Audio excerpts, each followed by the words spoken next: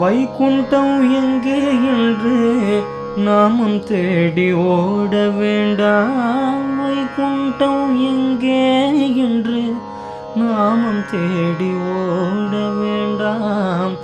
ஆண்டாளின் திருப்பாதம் கெட்டியாக பிடித்து கொள்வோம். ஆண்டாளின் பொற்பாதம் கெட்டியாக பிடித்து கொள்வோம். வைகுண்டம் அழைத்து செல்வாள், பரமனிடம் பேச வைப்பாள். வைகுண்டம் அழைத்து செல்வாள், பரமனிடம் பேச வைப்பாள். ஆலிங்கனோ செய்ய வைப்பாள், அழகாக சிரித்து நிற்பாள்.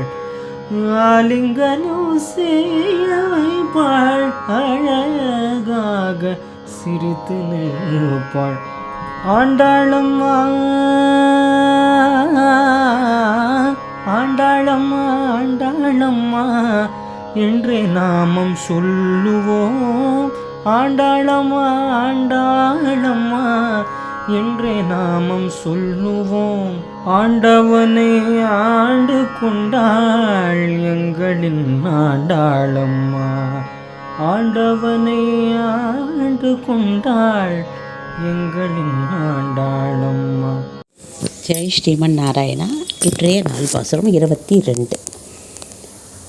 அங்கன்மா நாலதரசர் அபிமான பங்கமாய் வந்து நின் கட்டிற்கீழே சங்கமிருப்பார் போல் வந்து தலை பெய்தோம் கிங்கினி வாய் செய்த தாமரை பூ போல செங்கன் சிறு சிறிதே என்மேல் விழியாவோ. திங்களும் ஆதித்யனும் எழுந்தாற்போல் அங்கமிரண்டு கொண்ட எங்கள் மேல் நோக்கிதேல் எங்கள் மேல் சாபம் இழித்தீலோர் எம்பாவாய். இதை ஒரு பாட்டும் பார்த்திங்கன்னா ஒரு வரியுமே அப்படி ஒரு சந்தோஷமான வரி. என்னை பெருமாள் மூச்சுன்ட்டார். போன வாட்டி என்ன சொன்னால், தோற்றமாய் வந்த சுடரே நீ சுடரா எங்களுக்கு இரு, நாங்கள் தான் உன்னை சுடரான்னு நினைக்கிறோம், நாங்கள்லாம் வழி இல்லாதவா, காரியவாதி கிடையாது, தேவர்கள்லாம் மாதிரி, வேறு வழி இல்லை, நீ விட்டது தான் அப்படின்ட்டு நாங்கள் வந்திருக்கோம் இல்லையா. நீ விட்டால் எங்களுக்கு வேறு வழி கிடையாது, அதனால தான் உங்களை போற்றியும் புகழ்ந்தும் வந்தோம். இனிமேல் எங்களுக்கு ஒன்றுமே தெரியாது, வேறு வழி இல்லை. இது கூட ரொம்ப பார்த்திங்கன்னா வேறு வழி இல்லைன்னா உனக்கு தான் வேறு வழி இல்லை அப்படிங்கிற பொசிஷன் எப்படின்னா அடுத்தது என்ன ஆகும் நமக்கு தெரியாது இல்லையா. வழி இல்லை, அது அந்த மாதிரி தான் நான் போன பாசுரத்தில் மூழ்ந்துட்டேன். இனிமே உன்னை தவிர வேறு வழி இல்லை. அது எப்போயோ வந்துட்டாவா, இனிமேல் காத்தாலேருந்து வரைஞ்சி பாவம் இவளுக்கு சக்தியே கிடையாது, ஆக்ஷன் வந்துட்டாலோ இல்லையோ. இது நம்ம 30 நாள் பாசுரமாக படிக்கிறோம். அவள் ஒரு நாள் நீராட வரா இல்லையா கூட்டின்ட்டு தெழுவியரோட. அப்புறம் பெருமாளுக்கு இதுவாக எடுத்து சரி. இந்த வாட்டி என்ன ஆகிட்டாருன்னா, பெருமாள் இவாளுக்கு சொல்கிறதெல்லாம் கேட்குற நிலைமைக்கு வந்துட்டார். பக்தின்றது அதுதான். கொஞ்ச நாள் தான் நம்ம பெருமாள் மேலே பக்தின்னு போவோம், பெருமாளுக்கு வேண்டியதெல்லாம் படிப்போம். கொஞ்ச நாள் கழிச்சு நம்ம இப்படியே தொடர்ந்து பண்ணிகிட்டே இருந்தோம் அப்படின்னா ஒரு டைம் பெருமாள் நமக்கு நம்ம சொன்னால் கேட்குற மாதிரி ஆகிடுவார். நம்ம பார்த்துருக்கோம் இல்லையா, எத்தனையோ பேர். ஒன்றும் இல்லை, இந்த திருமங்கை ஆழ்வார் திருமழிசை ஆழ்வார் என்ன சொன்னார், தன்னோட சீடியன்கிட்ட அபச்சாரம் பட்டான் அந்த ராஜான்னு உன்னோட பாயை சுருட்டின்னு வாங்கினார். அதே மாதிரி தன் ஆதிசேஷனை சுருட்டின் கையில் எடுத்துன்னு போனார், சொன்ன வண்ணம் செய்யும் பெருமாள். ஏன் அப்படின்னா அவர் எத்தனை வருஷமாகவோ பெருமாளை அத்தியானம் பண்ணியிருக்காரு. அதனால் பெருமாள் அவரோட பக்தியை பார்த்துட்டு அவர் சொன்ன பேச்சை கேட்குறார். இன்றைக்கி நம்ம ஆண்டாளம்மா குட்டி பொண்ணு ஆண்டாள்லேயே வந்ததுன்னா ஆண்டவரையே ஆடுறா. இன்றைக்கி என்னை சேவிங்கோ நான் கொண்டு பெருமாள்கிட்ட சேர்க்குறேன்னு சொல்கிறாளே, அவளுக்கு எவ்வளோ பக்தி இருக்கணும், அந்த குழந்தைக்கு அவ்வளோ பொறுமை இருக்கணும் இல்லையா. பூமாதேவியாக இருந்து பொறுமையாக இருந்தால், ஆண்டாளாக இருந்து பக்தியாக இருந்தால், அந்த பாசம் பெருமாள் மேலே உயிர் அத்தனை பேரையும் சேர்க்கணுன்ற அம்மா பாவம். அதனால் பெருமாள் என்ன பண்ணுவார்னா இவ சொன்ன பேச்சும் கேட்பார். அது மாதிரி பெருமாள் எந்த பிரதிபலனும் இல்லாத இருந்தால் பெருமாள் ஒரு நாள் நம்ம சொன்ன பேச்சும் கேட்பார். இந்த பாட்டுக்கு இதுவும் கூட ஒரு பெரிய அர்த்தம். சரி, பாட்டுக்கு பார்ப்போம். இந்த வாட்டி சொல்கிறாவா, அங்கன்மால் மாலதரசர் அபிமான பங்கமாய் வந்தனின் கட்டில் கீழே சங்கமிருப்பார் போல் தலை பெய்தும். ஜராசந்தன் ஒருத்தன். இந்த ஜராசந்தன் எப்படின்னா, மகாபாரதத்தில் வர கதை. மகத மன்னன் பிருத்திக்ரன் அப்படின்ற ரிஷி, அவளுக்கு ரிஷி ஒரு மாம்பழம் கொடுத்தாரு. அதை அவருக்கு ஒரு மனைவியில் 2 மனைவி, 2 பேருக்கும் பாதி கொடுத்துட்டான். அதனால் குழந்தை இது இவளுக்கு பாதி பிறந்தது, அவளுக்கு பாதி பிறந்தது. அதனால் அதை தூக்கி போட்டுவிட்டான். அந்த பாதி வச்சு என்ன பண்ணுறதுன்னு. அப்போ அந்த வழியாக அரக்கி ஜரா அப்படின்ற சேர்த்து வச்சதுனால அவனுக்கு ஜராசந்தன்னு பேர். இவளுக்கு இந்த அரக்கி சேர்த்து வச்சதுனால வெறும் கையினாலே மலையை பிறக்கும் அபார சக்தி. வெறும் கையிலே மலையை பிளந்துருவானா. அப்பேற்பட்டவர் கம்சனோட மாமனார் வேறு. அந்த கம்சன் போனதுக்கப்புறம் பழி கிருஷ்ணனை வாங்கணும்னு நினைக்கிறாரு. அதை தவிர நரமேத யாக்கம் அப்படின்ட்டு செஞ்சு 100 அரசர்களை பலியிடணும் அப்படின்ட்டு தான் அந்த அரசர்கள்லாம் ஒன்றா சேர்த்து வச்சுருக்காவா. அப்புறம் அவளாம் கதறி கண்ணீர் விட்டு நாரதர் மூலியமாக இது கேள்விப்பட்டு ஜராசந்தனை அழிச்சு அவளை மீட்டா. அப்போ அவள்லாம் காலில் விழுந்தா. எங்களுக்கு இனிமேல் அந்த ராஜான்ற எண்ணமே இல்லை, நீங்கள் என்ன சொல்கிறீங்களோ கேட்கணும், உங்கள் ராஜ்யத்துக்கு போங்கோ, உங்களுக்கு எல்லாேருக்கும் அந்த ராஜ்யம் ட்ரெஸ்ஸு கொடுத்து எல்லோரும் அமைச்சிட்டார். அவளுக்கு என்ன அபிமான பங்கம், அந்த ராஜான்ற எண்ணமே போய் பெருமாளை சிறன்னு நினச்சிட்டா. இனிமேல் எங்களுக்கு ராஜாலாம் கிடையாது, நீ மனசு வச்சா தான் நாங்கள் ராஜா அப்படின்னவே பெருமாள் கண்ணை திறந்து ராஜ்யம் கொடுத்தாரு. நரகாசுரன் ஒருத்தர் தான். எங்கள் நரகாசுரன் என்ன பண்ணுறான், இந்த சின்ன சின்ன இளவரசிங்கள்லாம் குட்டி குட்டி குழந்தைங்களை விளையாடின்ற குழந்தைங்கள்லாம் கொண்டு வந்து அவன் அடைச்சி வச்சுட்டான். அந்த குழந்தைங்கள்லாம் அதுங்களை ஏன் கடத்தினான்னு அந்த குழந்தைங்களுக்கு தெரியாது. ராஜகுமாரியாக வர குழந்தைங்க, மகாராணியாக போக போகிற குழந்தைங்களெல்லாம் சிறைப்பிடிச்சாச்சு.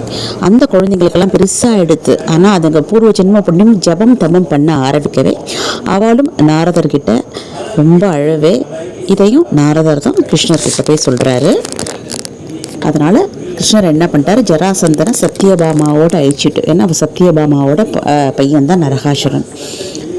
ஏன்னா வராக அவதாரத்தில் அவரோட விந்து கீழே போய் அந்த ஒரு நல்ல குழந்தையாக பிறந்து அது அசுரனாக ஆகிடுது. ஏன்னா இரண்யாக்ஷன் ஒரு கனவுலே சண்டை போட்டதுனால அந்த மாதிரி ஒரு கதை இருக்குது. அவரை பற்றி பெரிய கதை, அவரோட பிறப்பின் ரகசியம். அது அப்புறம் இன்னொரு தடவை பார்க்கலாம். அது எப்படி இருந்தாலும் அது வராக அந்த பூமாதேவியோட அம்சம் தான் இப்போ சத்தியபாமாவாக இருக்கா. ஸோ அவனுக்கு ஒரு வரம், அது அம்மா கையால் தான் போகணும்னு சொல்லிட்டு எப்படியோ அந்த அவரை சம்ஹாரம் பண்ணிட்டு அந்த நரகாசுரனை அந்த குழந்தைங்களெல்லாம் நீங்களாம் உங்களோட இடத்துக்கெல்லாம் போகலாம் அப்படின்னு கிருஷ்ணர் சொன்னார். போங்க உங்கள் காத்துக்குன்னா நாங்கள் எப்படி போவோம், எங்களுக்கு யார் அம்மா யார் அப்போ ஒன்றுமே தெரியல, இதனால் நீங்கள் தான் இருக்கோம், எங்களை முதல்ல போனால் யார் மதிப்பா, நல்ல குடும்ப பொண்ணுக்கே மரியாதை கிடையாது, வாய்க்கு வந்த மாதிரி பேசுவாள். நாங்களாம் வேறு இங்கே ஜராசந்தன் இடத்துல இருந்துட்டு வந்திருக்கோம், எங்களை யார் ஏற்றுப்பா, அப்பா அம்மாவே எங்களை சொல்லுன்னு தானே சொல்லுவாள்.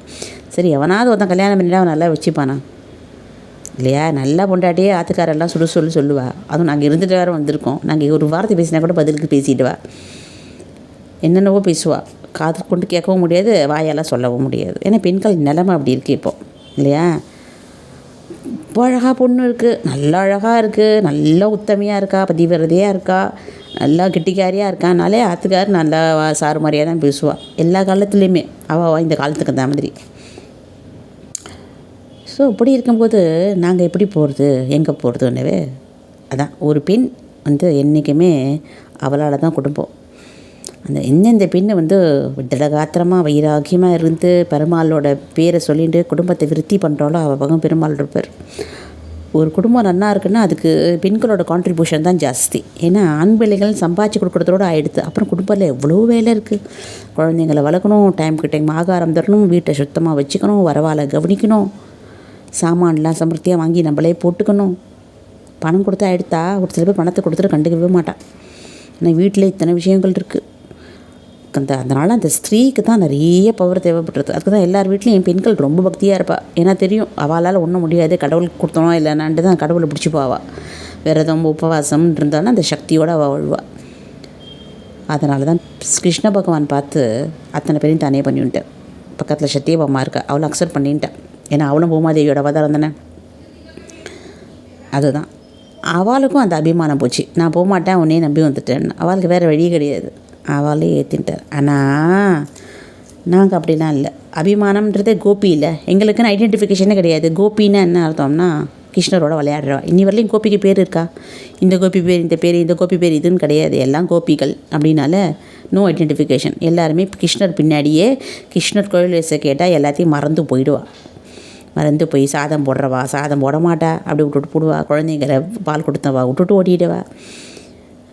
இந்த மாதிரி எல்லாமே பெருமாள் தான் நினைக்கிறவா தான் கோபி. அவளுக்கு எங்கே அபிமானம் வரப்போகிறது. அதுபடி நாங்கள் அவங்ககிட்ட வந்திருக்கோம். எல்லாரும் மாதிரி எல்லாம் போச்சே அப்படின்ட்டு உங்ககிட்ட வரல, நீ தான் வேணும்ன்ட்டு வந்திருக்கோம். அதனால் நீ என்ன பண்ணணும், கிங்கினி வாய் செய்த தாமரை பூ போல செங்கன் சிறு சிறிதே என் மேல் விழியாவோ. அதனால் நாங்கள் வந்துட்டோம் அப்படிங்கிறதுனால டக்குன்னு பார்த்துடாது. ஏன்னா பெருமாளோட ஒரு கண் சந்திரன், ஒரு கண் சூரியன், தாங்கக்கூடிய சக்தி நமக்கு இருக்காது.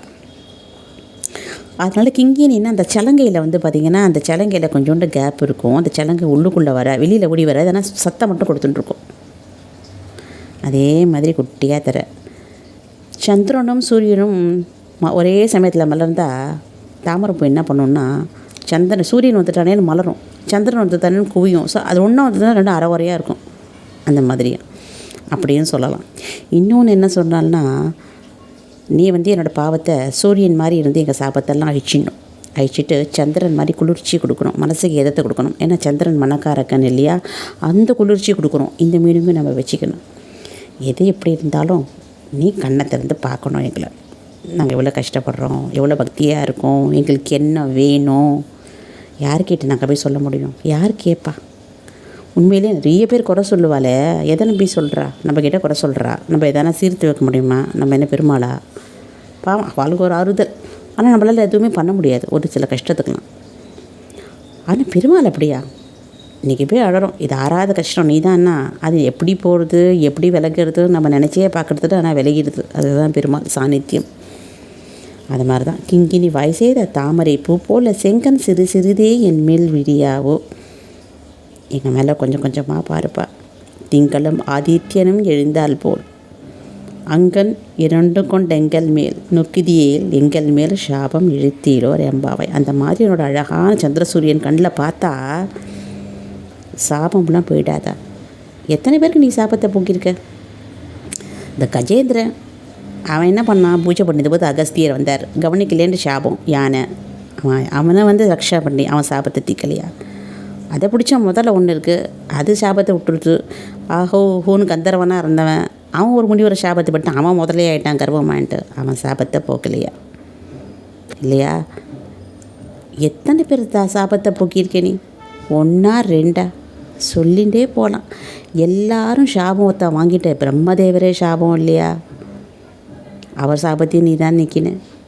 சிவபெருமானுக்கே இந்த பிரம்மனோட தலையை அறுத்ததுனால, அதனால் அவரே தன்னோட மார்லேருந்து ரத்தத்தை கொடுத்தாராம். அவர் சாபத்தை நிற்கிறியா? முதுகு இடபர்னு ஒருத்தர் இருந்தா, அது யார்? அவரோட சாபத்தை திருத்த. ஒன்றும் இல்லை, நம்ம விஜயனோட சாபத்தை திருத்தியா 3 ஜென்மம் எடுத்து. அதுக்கப்புறம் குபேரரோட பையன் இல்லையா நலகோபன், அவரோட சாபத்தையும் அழகாக முட்டியில் குழந்தைய தள்ளிகிட்டே போய் தன்னோட தாமோதரத்தில் கட்டி போட்டோன்னே அப்படியே உரலை எடுத்துகிட்டே போய் இந்த 2 மருத மரத்தையும் ஒன்றா உடச்சி அவன் 2 பேரும் சாபத்தை தீக்கலையா? இந்த மாதிரி சாபத்தை தீக்கிறது என்ன உனக்கு ஒரு பெரிய விஷயமா? இல்லையா? உனக்கு எது தான் பெரிய விஷயம்? நீ வந்து அந்த மாதிரி உன்னோட 2 கண்ணை வச்சு என்னோடய சாபம், நாங்கள் என்ன பாவம் பண்ணோன்னு எங்களுக்கு தெரியாது. இன்றைக்கி உங்ககிட்ட வந்து நிற்கிறோம், தைரியமாக நிற்கிறோம், பண்ண புண்ணியம் கண்டிப்பாக. ஆனால் நாங்கள் என்ன பண்ணோம் அப்படின்னு எங்களுக்கு தெரியாது. ஒன்று அடையிறதுக்கு என்ன தடையாக இருக்குது, என்ன சாபத்தை வாங்கியிருக்கோம் யாருக்கிட்ட எங்களுக்கு தெரியாது. ஆனால் உன் பார்வைப்பட்டு அவளுக்கெல்லாம் சாபத்தை போக்கின மாதிரி எங்களோட சாபத்தையும் போக்கிடுப்பா. போக்கி எங்களுக்கும் அனுகிரகம் பண்ணுங்கோ. மனசில் நிம்மதினா என்ன, ஆனந்தம்னா என்னன்னு எங்களுக்கும் காமிச்சு கொடுங்கோ. எங்களுக்கெல்லாம் நீராடுங்கோ, எங்களோட வந்து சேருங்கோ. இது நீராட்டு பாடல்னாலே குளிக்கிறது கிடையாது, பெருமாளோட ஒன்றா சேர்றது தான் நான் அப்பயே சொல்லியிருக்கேன். அதே தான், எங்கள் மேல் சாபம் இழுத்தீலோர் எம்பாவாய். எங்களோட சாபத்தெல்லாமும் நீக்கி எல்லாருக்கும் சாபம் நீக்கிற மாதிரி எங்களுக்கும் சாபம் இல்லைன்னா இங்கே வந்திருக்க மாட்டோம். நம்ம என்ன தான் நன்னா சொன்னால் கூட சாபம் கர்மபூமி இல்லையா? இந்த பூமியே கர்மபூமி தானே. இங்கே நம்மளோட பாவத்தை கழிக்க தானே வந்திருக்கோம். எப்பேற்பட்டவாளாக இருந்தாலும் ஒரு நாள் எங்கேயோ போயிடுறா பார்த்தீங்களா? அது என்ன சாபமோ, ஒரு சில பேர் கம்மியாக சாபத்தை வாங்கின்னு வந்திருக்கா, கம்மியாக கஷ்டப்படுறான். ஒரு சில பேர் நிறைய சாபத்தை வாங்கியிருக்கா, ரொம்ப கஷ்டப்படுறான். எப்படி இருந்தாலும் சாபம் தானே இல்லையா? எது எப்படி இருந்தாலும் சரி, இந்த ஆண்டாளம்மா திருவடியில் இந்த மாதிரி நாங்கள் பக்தி பண்ணி எங்கள் சாபத்தெல்லாம் ஒழிச்சு கட்டிட்டு ஆனந்தம் ஆனந்தம் ஆனந்தம். இதை தவிர வாழ்க்கையில் ஒன்றுமே இருக்கக்கூடாது. பொறாமை, பச்சரிப்பு, கோபம், தாபம் இந்த மாதிரிலாம் எதுவுமே இருக்கக்கூடாது. களி தோஷம் எதுவுமே எங்ககிட்ட இருக்கக்கூடாது. அது நீ கண்ணு பார்த்தா தான் முடியும், நீ பார்க்கணும் அப்படிங்கிறது தான் இந்த பாசுரத்தோட அர்த்தம். ரொம்ப அழகான பொருத்தம். முதல்ல அகம்பாவம் இருக்கக்கூடாது. சொல்கிறோம், ஏன்னா கலிபுருஷனோட கலியுகம்னா கலியுக்கு இல்லாத திமிரா இல்லையா? நம்மலாம் இப்போ அவர் கஷ்டத்தில் தானே இருக்கோம். நம்மளாம் அவர் தானே கலிபுருஷனோட இடத்துல தானே இருக்கோம். ஸோ நமக்கும் அந்த தோஷங்கள் இல்லாத எப்படி போகும்? இருக்க தான் செய்யும். அகம்பாவம், கோபம், ஆத்திரம், பொறாமை, பொச்சரிப்பு இதுலேருந்து நான் மீள முடியவே முடியாது. ஏன்னா நம்ம இருக்கிற பூமி இப்படி இல்லையா? கலியுகம் அப்படின்னாலே அந்த கலியோட புருஷனோட கண்ட்ரோலில் தானே இருக்கும். ஆனால் அப்படியே நம்ம வாங்கிட வேண்டாமா? எந்த கண்ட்ரோலில் நீங்கள் இருந்தாலும் பெருமாள் கண்ட்ரோலில் அவர் பிடிச்சி இழுத்துட்டுவார். அப்புறம் என்ன, அவர் கண்ட்ரோல் வைகுண்டம் தான். ஸோ இருக்கிற இடமே நமக்கு வைகுண்டமாக ஆகிடும். அதெல்லாம் அவரால் முடியும். சாபம் போயிடுச்சுன்னா இருக்கிற இடம் வைகுண்டம் தானே. அந்த மாதிரியெல்லாம் பண்ணிவிடுவாராம். அதே தான் என் கண்ணால் கொஞ்சம் கொஞ்சமாக பார்த்து என் பாவத்தை சாபத்தை அதுக்கு நாங்கள் அபிமானம் இல்லாத கோபிய பாவத்தில், ஆண்டாள் அம்மாவோட தோழி பாவத்தில் தூக்கத்தை விட்டுட்டு இவன் என்ன கூப்பிடுறது, நம்ம என்ன வருதுன்னு இல்லாத எல்லாரும் வந்தால் பாருங்க ஓடி. அந்த மாதிரி நம்மளை யாராவது நல்ல கதிக்கு கூப்பிட்டா நம்ம புரிஞ்சுட்டு அவள் பின்னாடியே போனால் நமக்கு சந்தோஷம் நிச்சயம். அதனால் ஆண்டாள் அம்மா பாத்திரத்தை பிடிச்சிட்டு நமக்கும் நல்ல வழி காமிக்கணும், நல்ல வாழை அனுப்பணும், அவள் பின்னாடி போகிற புத்தி கொடுக்கணுன்ட்டு நினச்சிட்டு இந்த பாசத்தை முடிச்சப்போ நாளைக்கு என்ன சொல்கிறா அப்படிங்கிறத கேட்போம். ஜெய் ஸ்ரீமன் நாராயணா. ஆண்டாள் திருவடியே சரணம் எழுதணும். எழுதுறது இல்லை நீங்கள்லாம், ஏனும் எனக்கும் தெரியல, ஆனால் எழுதணும். 22 நாள் எடுத்து இனிமேல்ட்டு எப்போ எழுதுவீங்க? நீ 8 தான் இருக்குது, அதுக்குள்ளேயாவது எழுதுங்க ஒழுங்கா, சரியா?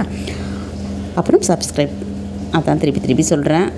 நீங்கள் பண்ணிட்டீங்கன்னு சொல்லாதீங்க, நிறைய பேருக்கு அமுச்சு வைங்க. சப்ஸ்கிரைப் பண்ண சொல்லுங்கள். இது ஆன்மீக சேனல். நீங்கள் பண்ண தான் ஓஹோ இதுக்கும் டிமாண்ட் இருக்கும் போல இருக்கேன்னு சொல்லி, ஏன்னா யூடியூப்காரன் அப்படிங்கிறது அவர் கமர்ஷியல் பிஸ்னஸ் பண்ணுறவர். அவருக்கு இது இந்த என்ன விஷயம் அப்படின்னா அவளுக்கு தெரியாது. ஒருத்தர் நிறைய பேர் நுணத்தை பார்க்குறான்னா அவள் நிறைய ஃபார்வர்டு பண்ணி விடுவாள்.